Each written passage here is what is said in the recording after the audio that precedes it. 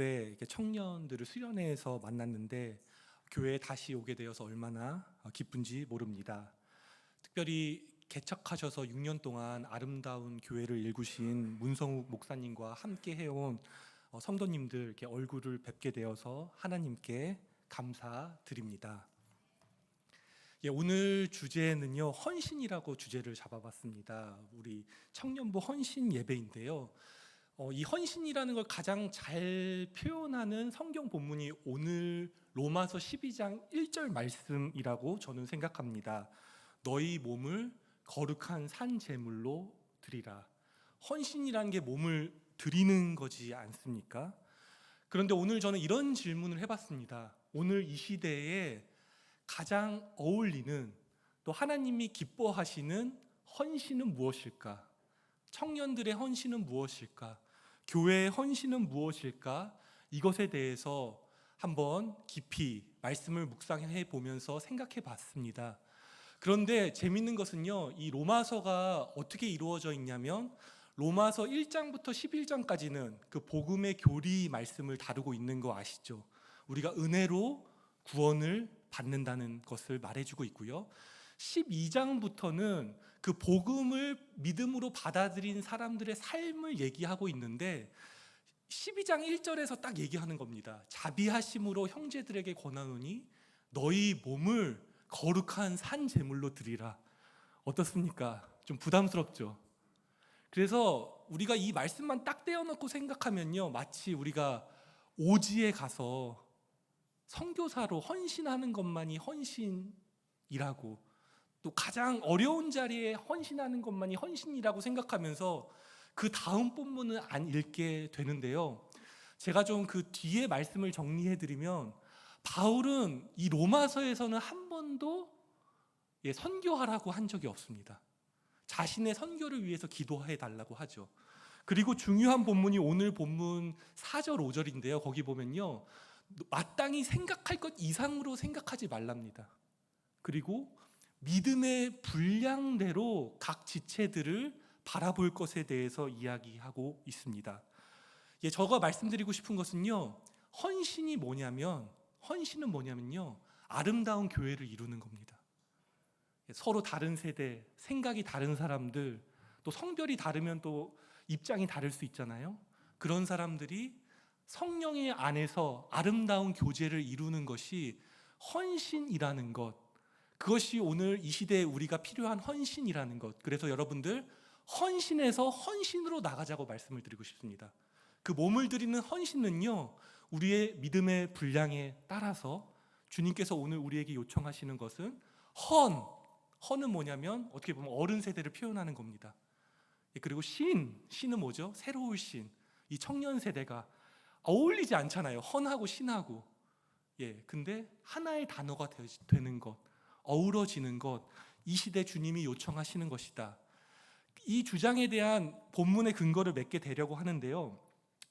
로마서 12장 18절을 보시면 모든 사람과 더불어 화평하라라고 말씀하고 계십니다. 13장 8절을 보면요, 사랑의 빛 외에는 아무것도 지지 말라고 합니다.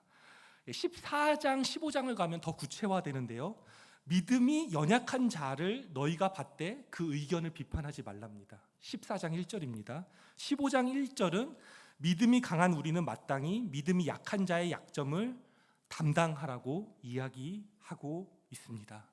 그래서 오늘 청년부 헌신 예배는요, 그 헌신에서 헌신으로 우리가 한번 나아가 봅시다. 그래서 오늘 하고 싶은 것은요, 우리 청년 세대를 한번 좀 이해해 보려고 합니다. 그들을 이해하고, 특별히 칼뱅이라는 종교개혁자는 교회가 뭐냐면요, 어머니 교회랍니다. 그러니까 청년들이 어떻게 성장하냐면 교회에서 양육받고 기도받고 사랑받으면서요 자라난다는 겁니다. 남사 보배로운 교회는 그런 교회인 줄로 믿습니다. 아멘. 네. 그렇게 옛길과 새길이 어우러져서 새로운 길을 만드는 그런 교회가 되기를 바라면서 말씀에 한 걸음 더 나아가 봅니다. 새로운 세대가 온다라고 좀 말씀드리고 싶어요. 이거를 인식하는 게 중요합니다. 국민일보 기사를 하나 보게 되었는데요, 이런 기사를 보게 되었습니다. 6시면 땡 퇴근하는 MZ 전도사, 찬양 인도는 누가 하나요? 이런 기사가 있었는데 어느 여전도회 회장님이요, 그 전도사님께 부탁을 했답니다. 찬양 인도가 저녁에 우리 여전도회 모임인데 해줄 수 있냐고 하니까 그 전도사님이 자기가 퇴근해야 된다고 고사를 했다고 합니다. 그 여전도 회장님 마음 어떠셨을까요? 이해할 수가 없고 너무 마음이 어려웠다고 합니다. 제가 뭐 전도사님들 이렇게 하는 게 아닙니다. 어찌 보면 저도 이렇게 기존 세대이기 때문에 이렇게 말할 수 있는지도 모르겠습니다. 근데 이게요, 교회만의 문제가 아니라 이 사회의 문제, 사회의 하나의 현상이라고 말씀드리고 싶어요. 왜냐하면 기업에서도 많은 연구를 하는 것을 볼 수가 있습니다. 그러니까 젊은이들이 회사에 들어가도 한 30% 이상은 1년 이상 있지 않고 나가는 것들을 이제 고민을 많이 하게 되는데, 그래서 제가 어떤 책을 보니까요, 꼰대 체크리스트가 있습니다. 꼰대가 뭔지 아시죠? 그러니까 기존의 어떤 질서를 지키려고 하는 모습인데요. 저도 제 딸한테 물어봤어요. 초등학교 3학년인데 아빠 꼰대야 아니야? 그러니까 바로 아빠는 꼰대야 라고 이야기하더라고요. 어쩔 수 없습니다. 딸을 키우려면요. 그 체크리스트 보면서 나는 꼰대인가 아닌가 한번 체크해 보시기 바랍니다. 첫 번째, 회사에서 점심시간은 공적 시간이다. 싫어도 팀원과 함께 해야 된다. 어떻게 생각하십니까? 마음속으로만 생각하십시오. 두 번째, 윗사람에게 무조건 따르는 것이 회사 생활의 지혜다. 휴가를 다 쓰는 것은 눈치 보이는 일이다. 자유롭게 의견을 내놓고 내가 먼저 답을 제시한다. 회사 생활뿐만 아니라 사생활도 선배로서 내가 답을 할 수 있다고 생각한다. 여러분, 몇 개가 여러분과 맞으십니까? 근데 이제 오늘 제가 말씀드리고 싶은 건요, 새로운 세대가 오는 거라고 말씀했잖아요. 그러니까 아마 이거 극명하게 갈릴 겁니다. 5개를 다 체크한 사람과 아닌 사람으로 좀 저는 나뉠 수 있다고 보거든요. 근데 제가 최근에 그 군목회를 하시는 목사님 한 분을 뵀어요.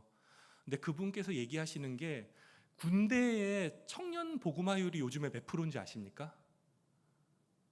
3%라고 해요. 그러니까 300명이 있으면 교회에 몇 명 나오냐면 9명이 나옵니다. 제가 청년부 교육자를 오래 했는데 제가 아는 교회에서 열심히 하는 청년들도요, 군대에 가면 그 문화에, 그러니까 교회에 가면은 좀 어떻게 보면 좀 이상한 사람이 되는 거예요. 그러니까 교회를 가지 못하는 그런 모습을 보게 되었는데, 저는 이것이 우리가 생각하는 것보다 심각하다라고 말씀을 드리고 싶어요.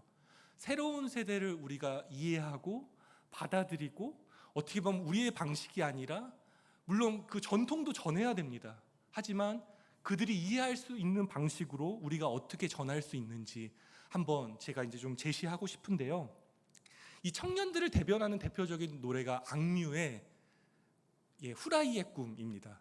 그러니까 계란 후라이의 꿈이라는 노래예요. 근데 이 노래가 어떻게 만들어졌냐면요, 그 악뮤의 그 찬혁이가요, 저 별로 안 친합니다, 찬혁이랑. 근데 이제 찬혁이라고 부를게요. 근데 찬혁이가 아이유를 만났답니다. 근데 아이유를 만났는데 아이유한테 물어봤대요. 푸사에 보니까 계란 후라이 그림이 있는데 이게 뭐냐? 그러니까 아이유가 어릴 때부터 꿈이 계란 후라이가 되는 게 꿈이었답니다. 그러니까 계란 후라이가 돼서 따뜻한 밥 위에 누워서 그냥 편하게 이렇게 지내는 게 꿈이었다고 하는데, 아마 그만큼 고생하는 시간들을 어릴 적에 보냈을 겁니다. 근데 이 노래의 가장 중요한 포인트는 저는 라임이라고 생각해요. 그 라임이 어떻게 전개되냐면 fly, 나는 fly에서 fry, 계란 후라이 할 때 후라이로 라임이 바뀌어요. 그러니까 우리가 보통 생각하는 꿈은 갈매기의 꿈이에요. 그렇죠? 담을 넘어서 저 멀리 하늘을 나는 그런 꿈을 꾸잖아요. 그런데 여기서는 그거를 이제 라임을 바꾼 겁니다. 나는 거에서 fly로. 아니다, 우리는 그런 삶을 거부한다. 나를 그곳으로 떠밀지 말고 나는 계란 후라이처럼 따뜻한 밥 위에 누워서 내 삶을 살겠다. 이런 거 이해가 가시나요? 여러분 자녀가 계란 후라이처럼 살겠다고 하면은, 그래, 내가 너를 위해서 바라보고 주님의 사랑으로 기다릴게 하실 수 있는 부모님은 안 계실 겁니다. 그래서 제가 조금 더 생각해 본 게 뭐냐면, 계란 후라이의 본심이 있다는 겁니다. 계란 후라이의 본심이 있어요. 그 본심은 뭐냐면, 그 노래 가사에 있는데요, 이렇게 해요. 난 차라리 흘러갈래, 모두 높은 것을 우러러 볼 때 내 물결을 따라 flow along my way. 그러니까 내 길을 존중해 달라는 겁니다. 그러니까 새로운 세대는요, 기존의 양식, 그건 뭐냐면 전체를 위해서 개인이 희생해도 된다라는 것에 대해서 그 기존의 가치관을 거부합니다. 맞아요? 안 그러신 분들도 있겠지만 어쨌든 이제 사회 전체적인 흐름이 그렇다는 겁니다. 근데 제가 말씀드리고 싶은 건 이거를 요약하면 개인주의라고 표현할 수가 있는데요, 그죠? 이 개인주의를 꼭 부정적으로만 볼 필요는 저는 없다고 오늘 좀 말씀을 드리고 싶어요. 하나의 관점으로, 거스를 수 없는 사회 현상으로. 그래서 어떻게 보면 우리 아이들이요, 알을 깨고 신앙 안에서 나 자신을 발견할 수 있도록 돕고 교회가 함께 그들을 지지하는 것, 그것이 어떻게 보면 새로운 헌신으로, 헌신에서 헌신으로 가는 길이라고 저는 말씀을 드리고 싶습니다. 그렇게 볼 때요, 저는 지금 우리의 세대는 어떤 시대냐면 광야 시대라고 말씀을 드리고 싶어요. 광야 교회. 어떻게 보면요, 애굽의 풍요 있지 않습니까? 우리가 풍요로운 몇십 년을 보냈습니다. 그리고 지금은 어떤 시대냐면 그 광야에 어떻게 보면 물 한 모금, 풀 한 폭이 없는 시대. 그러니까 이 후라이의 꿈도 어떻게 보면 이 찬혁이가 살았던 어린 시절을 담고 있는지도 모릅니다. 여러분들 그 악뮤가 그 선교사님 자녀인 거 아시죠? 몽골 선교사님 자녀. 특별히 그 초등학교 때 몽골에 가게 됐는데요, 환율이 올랐답니다. 지금도 환율이 높잖아요, 그죠? 그래서 어떻게 보면 MK 선교사 학교에 보낼 수 있는데 돈이 없어서 못 보내는 거예요. 그래서 뭐 소신을 갖고 홈스쿨링을 한 게 아니에요. 돈이 없으니까 아이들을 집에서 학교에서 키운 거예요. 그 부모의 마음이 어땠을지. 그러니까 광야에서 키운 겁니다. 근데 처음에는요, 아버지가 강요를 했어요. 이렇게 시간표를 짜서 너 이렇게 해. 근데 아이들이 말을 안 듣는 거죠. 그러니까 시행착오를 많이 겪은 겁니다. 그래서 아이들이 원하는 프로그램을 이렇게 넣게 됐다고 합니다. 그래서 거기에 음악도 들어가고 집에 보니까 기타 하나가 있는 거예요. 그래서 기타도 혼자 배우게 되고 노래도 해보게 되고 그러면서 악뮤의 노래가 나왔는데, 저는 이 광야 생활에서 중요한 게 뭐냐면요, 이 광야 생활을 신앙 안에서 하기로 우리가 다짐해야 된다고 말씀드리고 싶습니다. 아멘. 예, 우리가 광야의 하나님 백성으로 살아가는 것이 너무나 중요합니다. 근데 그 아버지가요, 생각보다 악뮤 아버지가 엄격한 신앙을 가지고 있었는데 그 원칙 중 하나가 뭐냐면요, 아이들 나이에 어울리는 노래를 듣게 하는 거예요. 그러니까 어릴 때 가요를 안 듣게 한 겁니다. 근데 제가 말씀드리고 싶은 것은 그 신앙의 원칙을 가지고 나름의 생활의 원칙을 정했을 때 그게 신의 한 수가 된 겁니다. 특별히 악뮤 노래 저도 잘 듣거든요. 근데 거기에 뭔가 기존 음악하고 다른 서정성이 있어요. 그러니까 아이들의 그런 어떤 따뜻한 마음이 노래에 담겨 있기 때문에 제가 생각할 때는 기존에 좀 이렇게 세속적인 가요와 다르게 우리가 듣고 그 안에서 다른 감정을 느낀다고 생각하거든요. 그러니까 이런 어떻게 보면 광야에서 하나님의 백성으로 신앙 안에서 살아가는 다짐을 우리가 했으면 합니다.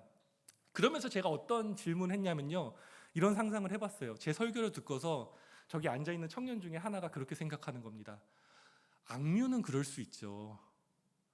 그런데 나한테는 그런 일 안 일어나요. 그렇게 생각하시는 분 계시죠? 들으시면서. 아니, 여긴 다 믿음이 좋아서 잘생기고 그런 생각을 안 했을지 모르는데, 제가 답을 드린다면요, 악뮤처럼 정말 몇 손가락에 꼽히는 성공을 한다고 저는 확답을 못 드립니다. 하지만 저도 이제 가평에 살아요. 가평 사는데 가평도 이제 아름다운 자연이 있어요. 그리고 저는 이제 매일 그래도 1시간 정도 산책을 하는데 계절마다 꽃이 달라요. 요즘에 오늘 아침에도 제가 꽃을 봤는데 너무 아름다운 주황색 꽃이 있어서 이렇게 한참 동안 쳐다봤거든요.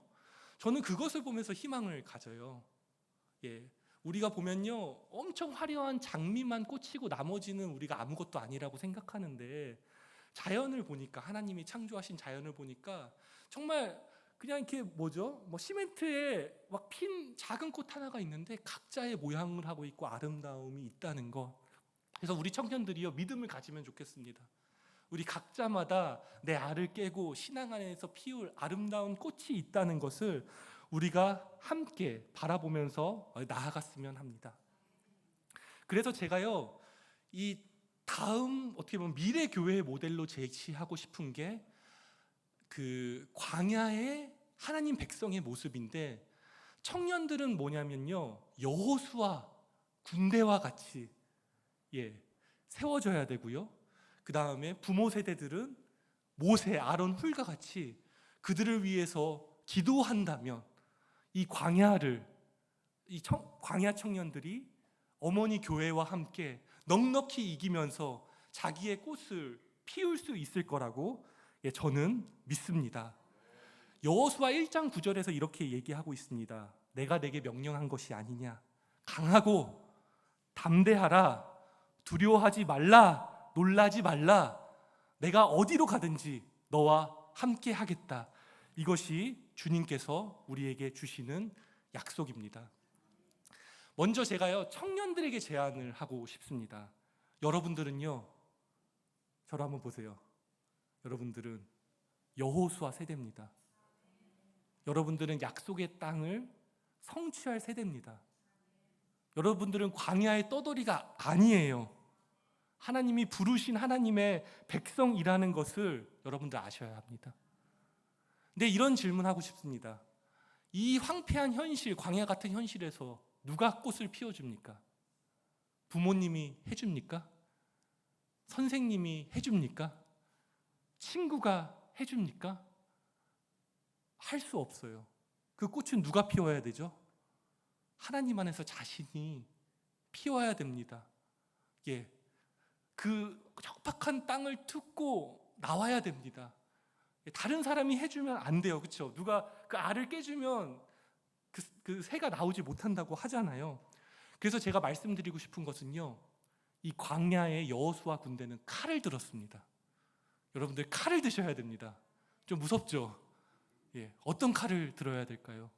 저는 성령의 검, 살아있고 활력이 있어 좌우의 날성과 같이 우리 영혼과 골수를 쪼개서 그 거룩한 하나님 앞에 우리의 근본을 바꿀 수 있는, 그분을 만났을 때 우리가 완전히 그냥 모자만 바꿔 쓰는 것이 아니라 우리 근본이 흔들리고 바뀌는 새로운 정체성으로 알을 깨고 움트는 여러분들이 되기 위해서 성령의 검을 드셔야 된다고 말씀을 드리고 싶어요. 이 방법밖에는 없습니다. 다른 방법은 없습니다. 후퇴하면 죽어요. 전진만이 있어요. 여러분 삶을 저만 개척교회 하는 게 아니라 우리 청년들도 광야에서 삶을 개척하셔야 됩니다. 여러분들 후라이의 꿈 우습게 보지 마십시오. 특별히 닭이 IQ가 70이 넘는다고 합니다. 닭이 똑똑해요. 저희 집 반려동물이 닭이에요. 이름이 알입니다. 우리 아이가 학교에서 받아왔어요. 그래서 키워서 지금 1년이 넘었거든요.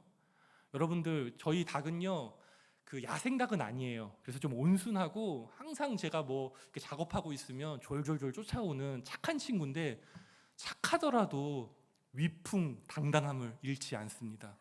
딱 어깨를 딱 펴고 아주 귀족처럼 걷습니다. 닭인데요. 근데 저는 어떤 시간을 좀 주목해 보면요, 오전에 항상 웅크려 있습니다. 웅크려서 그리고 한 두세 시간이 있어요. 그 사이에 뭘 하냐면 알을 낳는 겁니다. 하루에 하나씩, 많을 때는 2개씩 낳게 되는데요. 그걸 한번 까보면은 그 노란 알이 얼마나 단단한지 모릅니다. 그리고 흰 부분이 얼마나 큰지 모릅니다. 그러니까 여러분 후라이의 꿈도 여러분들 쉬운 거라고 생각하면 우리 아리가 서운해합니다. 그런 노고가 있다는 것 여러분들 기억하시기를 바랍니다. 그러면서 오늘 본문을 조금 더 보기를 원하는데요, 2절을 보면은 제가 좀 주목해 본 구절은 보통 보는 구절하고 좀 다른 구절인데, 하나님의 선하시고 기쁘시고 온전하신 뜻을 분별하라고 합니다. 이 분별이라는 단어 있잖아요. 이 헬라어가 있습니다. 뭐가 있어요.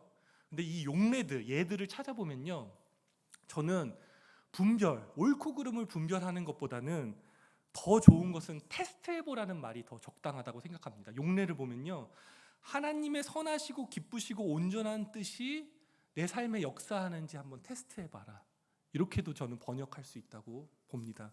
청년 여러분, 광야 세대 여러분, 여러분 삶을 하나님 숭고하고 거룩하고 아름다운 뜻 안에서요 한번 테스트해 보시기를 바랍니다. 제가 좀 추천해주고 읽으라고 말씀드린 거 아니고 그 제목이 너무 좋습니다. 기독교 오늘을 위한 것. 그 예수원의 고 대천덕 신부님의 책인데 성균관대에서 청년들에게 강의한 책이에요. 근데 거기에 이제 어떤 이야기가 있냐면 이 대천덕 신부님이 중국 선교사 자녀로 살다가 화려한 미국 문화에 가게 된 거예요.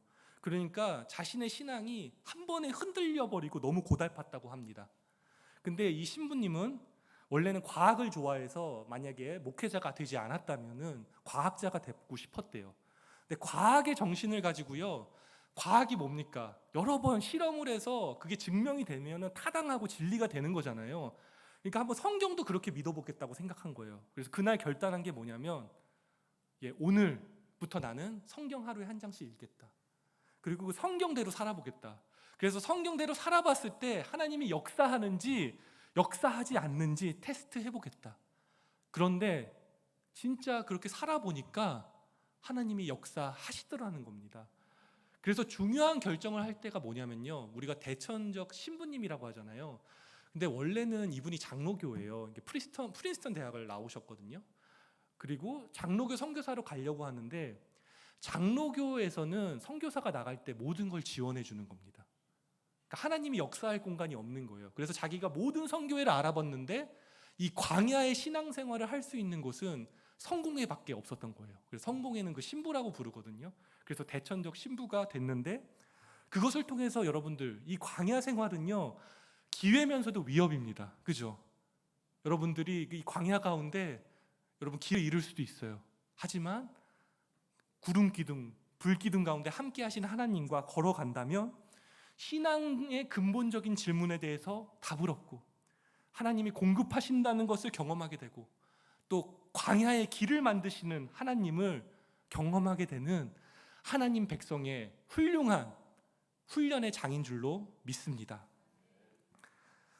저는 확신합니다. 우리 청년들 반드시 꽃을 피울 겁니다. 어떻게 아느냐? 제가 시 한 편 읽어드리고 싶습니다. 나태주 시인의 풀꽃이라는 시인데 잘 아시는 시예요. 자세히 보아야 예쁘다. 여러분들 오래 보아야 사랑스럽다. 너도 그렇다. 우리 청년들 너무 예쁘죠, 그렇죠? 예, 아멘. 예, 청년들이 외모만 예쁜 게 아니에요. 내면도 너무 예쁘다고 저는 말씀을 드리고 싶어요. 예, 그들 안에 있는 그들이 꽃피울 하나님의 형상, 그리스도의 십자가의 사랑, 저는 그게 보입니다. 여러분들도 보이시죠? 제가 최근에 몇 주 동안 십자가를 하나 만들었어요. 제가 만든 십자가가 2개 있는데 하나는 제가 첫 번째 십자가는 순례 십자가입니다. 그 산티아고를 걸었던 그 순례길 900km를 이렇게 순례길을 걸었는데 그 막대기를 한국에 가져와서 십자가를 만들었어요. 그래서 저희 집에 있고 두 번째 십자가는 제가 부활 십자가라고 붙였습니다.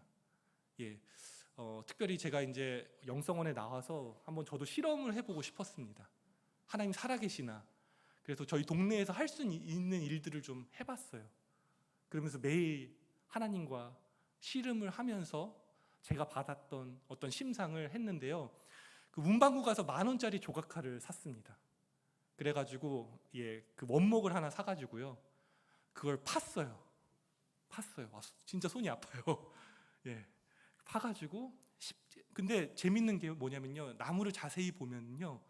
나무에 물결이 있습니다. 나무가 자란 방향이 있어요. 그리고 조금 더 자세히 보니까 여기를 십자가를 하면 좋겠다는 생각이 들어서 그 주변을 파서 제가 십자가를 만들었습니다. 근데 저는 그걸 보면서 우리 청년들을 좀 생각해봤고 제 삶을 생각해봤습니다. 여러분들 아까 성령의 검을 들라고 했잖아요, 그죠? 그걸로요 남 찌르라는 거 아닙니다. 말씀의 검으로 자신을 돌아보는 겁니다. 자신을 성찰하고 내 깊은 곳에 하나님과 만남의 그 공간이 있어요. 그리고 내가 방황하더라도 다시 돌아갈 그 영혼의 고향이 있습니다. 그것을 파는 겁니다. 파다 보면요 여러분들 흔들리지 않게 돼요. 모양이 나와요. 나만의 십자가. 저는 여러분들에게 그것을 발견하는 역사가 있기를. 그렇게 되면요, 그 십자가를 발견하면 알게 됩니다. 하나님의 자비하심으로 권하노니 너희 몸을 산제사로 드리라. 이것이 합당한 예배니라. 영적인 예배인데요, 리즈너블한 예배예요. 로고스한 예배예요. 왜냐하면 하나님이 우리를 존귀하게 창조하시고 우리를 위해 모든 것을 내놓으셨다면, 그래서 십자가에 죽으셨다면 합당한 우리가 반응은 뭡니까? 우리의 삶을 그리스도의 말씀 앞에, 그리스도 앞에 헌신하는 것 말고는 다른 것이 없다는 것을 알게 됩니다. 여러분들, 또 청년 여러분, 제 제안을 한번 받아주시겠습니까? 광야 세대로서 말씀의 검을 들고 한번 우리 살아봅시다. 두 번째로는 저 어른들에게 제안을 드리고 싶어요. 저는 우리 삶은 누군가의 기도로 만들어진다고 믿습니다. 지금 미래 교회의 모습을 그려가고 있습니다. 근데 오래된 미래인 로마서에 나오는 초대교회를 통해서 헌신이 무엇인지 여러분들 배우고 있습니다. 그죠? 옛세대와 새로운 세대가 어우러지는 것이 헌신이다. 그래서 여러분들 십자가로, 성령으로 청년들을 보시면 어떻습니까? 아까도 말씀드렸지만 너무 잘생겼죠? 너무 예쁘죠? 너무 사랑스럽죠? 예? 그래서 어떻게 해요? 의무적으로 기도하는 게 아니에요. 사랑으로 청년들을 위해서 기도할 수밖에 없는 겁니다. 어떻게 보면 교회에서는 좀 예배도 빠지고 뭐 어떨 때는 스레빠 신고 오고 그렇게 보일 수가 있어요. 하지만 그 광야길을 걸어가는 그 청년들의 삶, 그럼에도 스레빠 끌고 교회에 와서 드리는 예배와 기도, 그것이 얼마나 귀한지 여러분들 잘 아실 겁니다. 젊은이들에게 가장 큰 힘이 되는 것이 무엇입니까, 여러분들? 다른 것이 없습니다. 마음의 기도입니다. 여러분들, 그 광야에서 여호수아가 칼을 들고 싸울 때 아시죠? 모세와 아론과 훌이 손을 높이 드는 겁니다. 우리 집사님, 권사님, 장모님 한번 들어보시겠습니까? 그러면 싸움에서 이겨요. 내리면 어떻게 돼요? 기도가 죽고 사는 일이라는 거 여러분들 꼭 기억하시기를 바랍니다. 기도는 생명을 잉태하는 겁니다. 여러분들, 기도하다가 답이 늦어질 수는 있습니다만은 그 기도는 반드시 응답되는 줄 믿으시기를 바랍니다. 그러면서 제가 예화를 하나 찾았는데, 기막힌 예화를 하나 찾았습니다. 한경직 목사님 설교에서, 영락교회 한경직 고 목사님 설교에서 찾았는데, 권사님의 기도 얘기입니다. 어머니의 기도 얘기. 아주 충성스러운 권사님이 계셨다고 합니다. 근데 이 권사님이 하신 거는요, 상이 나잖아요. 가장 먼저 달려가가지고 상복을 만들어주고, 그리고 그 교인들을 위해서 상복을 입히는 일을 하셨대요. 지금은 안 그러지만 제가 알기로는 저희 선배 세대 같은 경우는 교회에서 진짜 염두하면서 장례를 치러줬다는 걸 알고 있거든요. 근데 이 권사님 가정은 불행했다고 해요. 아들이 하나 있었는데 말을 안 듣습니다. 그리고 얼마나 속을 썩이는지, 방탕하게 사는지 어떻게 할 수가 없었어요. 근데 권사님 어떻게 하셨을까요? 매일마다 자녀를 위해서 기도했다고 합니다. 그리고 아들이 변하지도 않음에도 불구하고 그 믿음이 흔들리지 않고 끝까지 그 어려운 분들을 위해서 봉사를 하셨다고 해요. 근데 어느 날 갑자기 권사님이 돌아가셨습니다. 근데 그 욕이 나오려고 해요. 그 아들놈이 그 장례식에도 오지도 않았대요. 그래서 너무 조용한 장례를 교인들과 함께 치르고 그 영락동산에 묻히셨다고 하는데, 근데 이제 한경직 목사님이 은퇴를 하셨대요. 그리고 남한산성에 계셨던 거 아시죠? 거기 계시면서 어느 날 어떤 중년의 남성이 찾아왔다고 합니다. 쭈삣쭈삣 거리더니 서서히 말문을 열더래요. 목사님, 제가 그 아무개 권사님의 아들입니다. 참으로 죄송스럽습니다 라고 이야기를 하면서 자신이 어떻게 죄를 회개하게 되고 예수님의 그 구원의 사랑을 경험하게 되었는지 소상하게 설명하고요. 또 이렇게 말했답니다. 부족하지만 그래도 교회에서 집사 직분을 받아서 봉사도 하고 싶습니다. 그러니까 한경직 목사님이요, 그 중년의 남성과 함께 눈물을 흘렸다고 합니다. 그리고 오랫동안 대담을 했다고 합니다. 이것이 이 이야기가 그냥 책 속에 있는 이야기가 아닌 줄로 믿습니다. 어제와도 오늘도 동일하신 그리스도께서 오늘도 우리 가운데 역사하시는 이야기인 줄로 믿습니다. 우리는 낙심하지 않고 기도하면은 하나님이 들어주십니다. 어머니의 기도, 단순히 어머니의 기도가 아니라 어머니 교회의 기도를 들어주십니다. 그것을 통해서 우리는요, 가장 중요한 하나님 아버지의 마음을 배워가게 됩니다. 그래서 어른 세대에게 부탁을 드립니다. 여러분들 낙심하지 말고 우리 기도합시다. 하나님의 기도를 들어주십니다.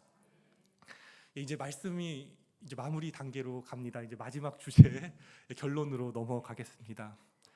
옛길과 새길이 만나서 어우러지는 그 길, 그 헌신의 길이 어떻게 가능하냐면, 저는 정리를 하자면 성령의 교제로 가능하다고 말씀을 드리고 싶습니다.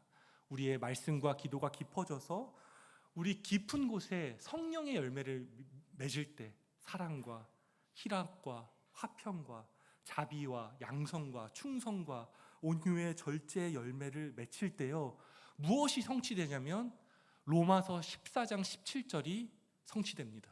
로마서 14장 17절, 여러분 잘 아는 말씀입니다. 하나님 나라는 먹고 마시는 것이 아니다. 의와 평강과 희락이라고 얘기하고 있습니다. 우리 청년들 하나님 나라 위에 살리라 막 이렇게 찬양했잖아요. 그게 뭐냐면 의와 평강과 희락인데요.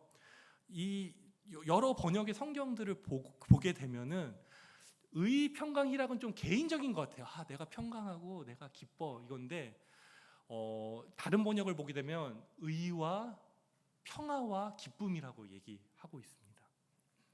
그러니까 진짜 기쁨이 뭐냐는 거예요. 진짜 기쁨, 진짜 하나님 나라가 뭐냐는 거예요. 그게 뭐냐면 반목하고 다투었던 가정 혹은 믿음의 사람들이요, 그리스도의 십자가 앞에서 깨닫는 겁니다. 내가 피조물이고 죄인이구나. 그래서 다시 하나 될 수 없는 사람들이 그 십자가에 의해서 평화를 누리고, 그 하나 된 것이 진정한 기쁨이라는 겁니다. 이것보다 더 큰 기쁨이 없다는 겁니다. 하나님 주시기 원하는 성령의 역사가 그거랍니다. 그러면서 제 이야기 하나 말씀드리고 싶습니다. 하나님이 저 설교하라고 이런 또 예화를 하나 주신 것 같은데, 제 이야기를 좀 하고 싶은데 이게 뭐 인터넷에 나갈지 모르지만 좀 부끄럽습니다. 그래서 어디 가서 얘기하시면 안 되고, 저희끼리만 이렇게 좀 나누는 이야기로, 왜냐면 제 얘기이기 때문에 말씀을 드리고 싶어요. 제가 이제 목사로서 이제 세상에 나와서 막 밤샘 일도 좀 하고 그렇게 했었어요. 그렇게 하면서도 이제 그래도 이제 마음을 잡고 이제 다시 이제 시작하려고 하는데, 어머니가 저 보시고 어떠셨을까요? 말은 많이 못 하셨는데 이번 주에 딱 연락이 오셨는데, 어머니가 막 전화기 보니까 막 전화 4통이 돼 있는 거예요. 엄청 하고 싶은 말씀이 있으셨나 봐요. 근데 그동안 털어놓지 못했던 얘기들, 내가 너한테 실망을 했고, 그리고 믿지 못하겠고, 너 도대체 뭐 하는 거냐, 이런 말씀을 이렇게 하시는 거예요. 그래서 그렇게 얘기하시니까 제가 할 말이 없더라고요. 그래갖고 그냥 아무 말도 못 하고 알겠습니다, 어쨌든 이렇게 잘 좀 준비해 보겠습니다 말씀을 드렸는데, 여기서 끝났으면은 제가 이제 그랬을 텐데, 몇 시간 후 어머니가 문자를 오셨어요. 그래서 어머니가 저한테 준 문자가 저한테 의, 평화, 기쁨이었기 때문에 나누고 싶어요. 새벽마다 널 위해 기도하며 언제까지 내버려 두시려나 울컥해지고는 했단다. 이제는 고난의 끝이 다 와 있는데 우리 가족만 모르나. 모세도 왕궁에서 살다가 40년 훈련하셨는데 우리 큰아들은 조금 짧게 했으면, 엄마도 뿌리가 깊은 믿음이라고 생각했는데 자식 일에는 걱정이 태산이다라고 했어요. 그래서 제가 이제 그렇게 좀 말씀을 드렸어요. 어머니 너무 염려하지 마세요. 예, 어머니가 날 사랑하셔서 그렇게 걱정하시는 거, 그런 말씀한 거 저 알고 있습니다라고 하니까 어머니가 이렇게 말씀하셨어요. 너의 마음을 아프게 해서 미안. 큰아들은 잘 될 거야 믿어. 엄마는 그렇게 말하는 게 잘 안 돼서 미안해. 그러나 가족은 너의 찐팬이니까 힘내서 잘 해보거라. 세상에는 만만한 게 없다. 늘 하나님께 기도하고 진행해라. 이런 문자를 보내주셨어요. 근데 저는 어머니와 저 이렇게 말 못하지만 큰 장벽이 있었거든요. 저는 제 나름대로 소신의 길을 걷는다고, 목회의 길을 걷는다고 하는데 어머니 입장에서 항상 이제 좀 부족하지 않습니까? 그런 모습들을 봤었는데 참 신기하게 저 평소 같으면 엄마한테 이렇게 할 말 했을 것 같아요. 어떻게 나 아들한테 그런 말 할 수 있냐고. 근데 이상하게 모르겠어요. 그래도 어머니가 날 사랑하는 걸 나는 느꼈고 또 좀 인내하고 참아야겠다는 마음이 들었는데 도리어 어머니께서 어떻게 보면 그 후라이의 본심처럼 어머니가 하는 말에도 더 본심이 있었고 그것이 하나님의 마음이었고, 저는 이게 너무 작은 경험이에요. 제가 무슨 큰 성취를 한 게 아닙니다. 하지만 이것이 헌신에서 헌신으로 가는 것이고, 로마서 14장 17절 말씀이 하나님 나라는 의, 평화, 기쁨이라는 그 말씀이 성취되는 거라고. 그래서 저는 믿음을 선물로 받았다고 생각해요. 광야길을 걸을 수 있는 믿음을 어머니의 기도 안에서 성령의 교제를 하니까 저 뭐든지 할 수 있을 것 같습니다. 한번 부딪혀 보려고 합니다. 우리도 그렇게 나갈 수 있지 않습니까? 아무리 광야길이라도요. 이것을 좀 나누고 싶고요. 하지만 그 일을 할 때 마지막으로 말씀드리고 싶은 것은 시편 한 130편에 있어요. 시편 기자가 너무 큰 일을 하려고 하지 말고 갓난아이처럼 하나님의 품 안에서 내 일을 해라. 근데 그게 저한테는 어떻게 좀 들리냐면요, 수신제가 치국 평천하, 대학에 나오는 말씀인데 작은 일부터 하는 겁니다. 내 안의 불화를, 평화를 이루고 또 가족 안에, 내가 만나는 사람들 안에 그 평화를 이루어 가면서 우리가 나아간다면요, 이 시대가 얼마나 많은 반목과 대립과 해결할 수 없는 문제들이 많이 있잖아요. 그게 평화 없이는 불가능합니다. 우리의 정치, 경제 이런 문제들이요. 근데 교회에서 그런 작은 기쁨들이 터져 나올 때 저는 그렇게 믿습니다. 세상이 교회에 물을 것입니다. 그 평화의 이유가 무엇인지 묻게 되는 그러한 날이 우리의 믿음의 여정을 통해서 있는 줄로 믿습니다. 그 역사를 함께 써갑시다. 함께 기도하시겠습니다. 하나님, 먼저 우리가 성전이 되어 우리의 존재 깊은 곳에 성령의 열매가 맺히며 아름다운 교회로 가꾸어 가시는 주님의 신비를 찬양합니다. 우리의 기도가 낙심하지 않게 하시고 광야의 걸음을 통해 아버지의 마음을 배우게 하소서. 약속의 땅을 성취하는 여호수아 세대로 두려워 말고 담대하게 그 어려움을 이겨나가도록 각자의 꽃을 피우도록 우리와 함께 하소서. 예수님의 이름으로 기도드렸습니다. 아멘.